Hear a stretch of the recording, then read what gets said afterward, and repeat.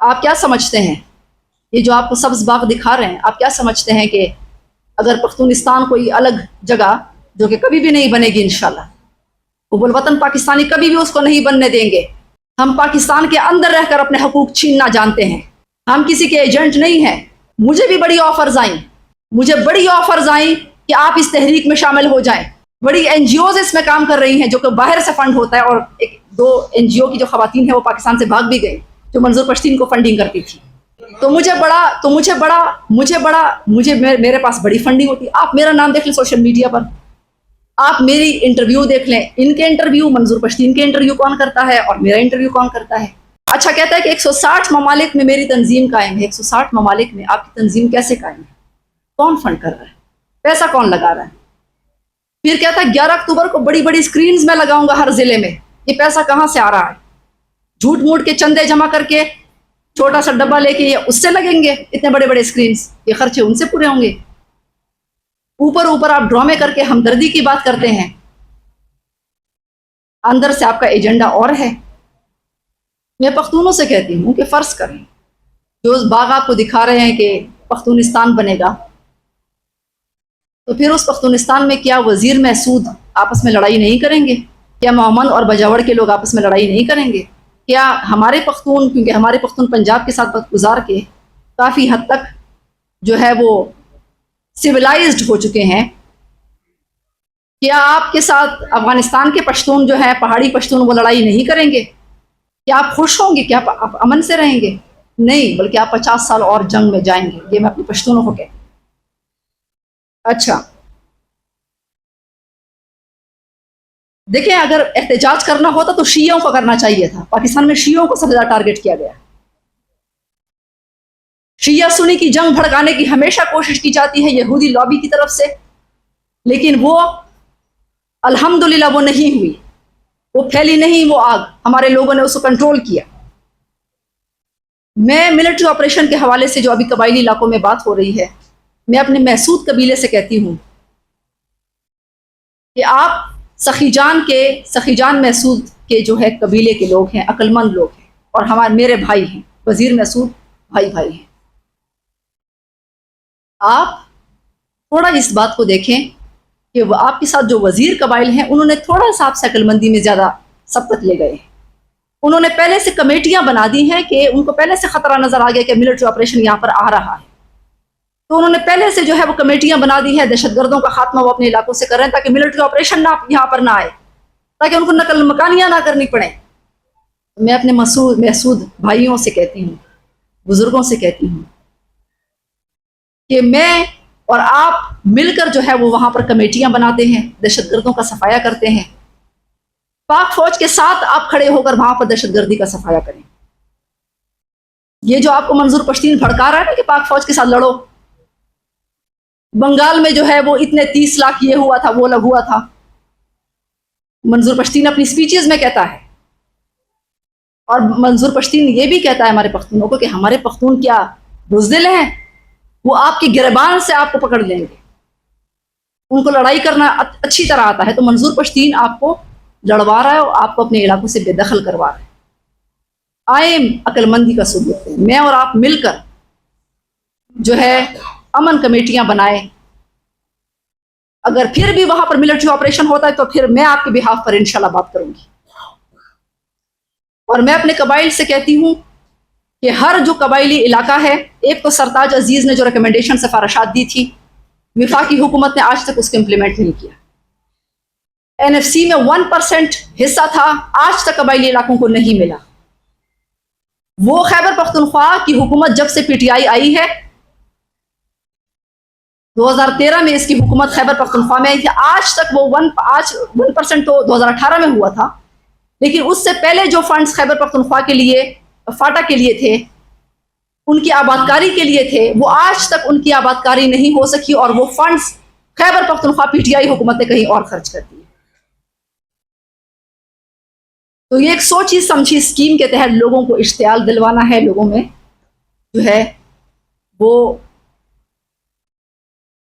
نفرت کو ہوا دینی ہے. آخر میں میں اپنے قبائل سے یہ کہتی ہوں کہ آپ وزیرستان سے لے کر بجاور تک آپ ہر جو آپ کے مشران ہیں وہ اپنے ڈیمانڈ لسٹ بنائیں. میں نے پچھلے دنوں محمد گومل زام ڈیم کے حوالے سے بات کی تھی, محمد ایجنسی کے حوالے سے بات کی تھی. میں کہتی ہوں کہ ہر ایجنسی کے اپنے مسائل ہیں. ہم معدنیات میں رائلٹی بھی چاہتے ہیں, یہ جو ہمارے معدنیات سے مالا مال علاقے ہیں, لیکن ہمارے جو قبائل ہیں وہ انتہائی غربت کا شکار ہیں. میری بہنیں, کیونکہ میں ان کو گھروں میں دیکھتی ہوں, میری وزیر بہنیں, میری محسود بہنیں, وہ میل نیوٹریشن کا شکار ہیں, خوراک کی کمی کا شکار ہیں. میرے بزرگ, میرے بھائی قبائل, وہ انتہائی غربت کا شکار ہیں. تو یہ تو پھر آپ کہتے ہیں کہ دہشت گردی ہے, پھر آپ کہتے ہیں کہ بیرونی ایجنٹ ان کو اکسا رہا ہے. یہ تو ماحول تو آپ دے رہے ہیں ان کو. تو معدنیات میں آپ ان کو حصہ دیں, میرے قبائل کو. ہر ایجنسی کو رائلٹی جو ہے, ہر ایجنسی سے رائلٹی جو ہے آپ ان کو دیں. گھر گھر جس طرح درادم خیل میں 30-30 ہزار فی فرد ایک ایک گھر میں جو ہے وہ تقسیم ہو رہا ہے, تو آپ باقی ایجنسیز میں بھی اس طریقے سے آپ کریں. اور اگر آپ نہیں کرتے ہیں تو پھر ہمیں اپنا حق چھیننا جو ہے وہ اسلام آباد تک جو ہے ہمیں آ کر ہمیں لینا آتا ہے. یہ بھی آپ یاد رکھیں. میں گولیاں کھاؤں گی, میں آگے ہوں گی, انشاءاللہ میرے قبائل گولیاں کھائیں گے, لیکن ہم اپنا حق جو ہے وہ یہاں سے لیں گے. اور یہی نہیں, میں قبائل سے کہتی ہوں کہ آپ متحد ہو جائیں. آپ ایک پلیٹ فارم پر جمع ہو جائیں, انشاءاللہ میں آپ کو کال دوں گی, اور انشاءاللہ اس پلیٹ فارم سے جو ہے وہ انشاءاللہ ہم لڑیں گے اپنی جنگ اپنے حقوق کی. میڈم میرا ایک سوال ہے آپ سے. آپ نے بلوچستان کے بارے میں کہا ہے, ادھر پنجابیوں کو نہیں شہید کیا جا رہا, وہاں پہ سرائکیوں کو کیا جا رہا اور بے گناہ کیا جا رہا ہے. جتنے بھی وہاں پہ شہید ہوتے ہیں وہ بیچارے سرائکی ہیں اور غریب ہیں اور مسکین لوگ ہیں اور مزدور لوگ ہیں. اس کے بارے میں آپ بتائیں. بالکل, ہم پنجاب کی وجہ سے سرائکی ملک میں حرام ہو رہا ہے. میں اسی کا ذکر کر رہی ہوں کہ یہ جو نفرت کو ہوا دینا ہے. اب میں باہر ملک میں ایک مسجد میں گئی, ایک انگریز خاتون میرے ساتھ تھی, میں مسجد میں ان کو لے کر گئی. تو مسجد میں انہوں نے جب دیکھا بڑی حیران رہ گئی کہ عربی بھی وہاں موجود تھا, پاکستانی, بنگلہ دیشی, انڈین بھی موجود تھا, وہاں پہ افریقہ کے مسلمان بھی موجود تھے, چائنیز بھی مسلمان موجود تھے. تو یہ جو ایک فرق تھا وہ اس مسجد میں آ کر ختم ہو گیا. تو اگر آپ عرب قبیلوں کو آپ دیکھیں اسلام سے پہلے, تو وہاں پر بڑی قبائلی فخر ہوا کرتا تھا. قبائلی فخر تھا, قبائلی فخر کی بنیاد پر ایک دوسرے کے خلاف لڑائیاں ہوتی تھی, جنگیں ہوتی تھی. لیکن جب اسلام آیا تو پھر حضرت بلال حبشی, عمار بن یاسر اور سعد بن ابی وقاص اور عمرو بن العاص, یہ سب ایک جگہ پر بیٹھتے تھے. غلام اور آقا ایک جگہ پر بیٹھنے لگے. تو میں سمجھتی ہوں کہ یہ جو مقابلہ ہے یہ بالکل غلط بات ہے, میں اس کو کنڈیم کرتی ہوں. اور لیکن اس کے لیے جو ماحول ہے, جس سے میں نے کہا کہ پاکستان کی سیاسی جماعتوں نے دیا ہے, اور اس میں فنڈنگ جو ہے وہ باہر سے ہو رہی ہے, اور ہم جلد سے جلوس میں مصروف ہیں. ہمارا میڈیا بھی مصروف ہے اس میں. تو برائے مہربانی اس حالات کی سنگینی کی طرف آپ دیکھیں. اور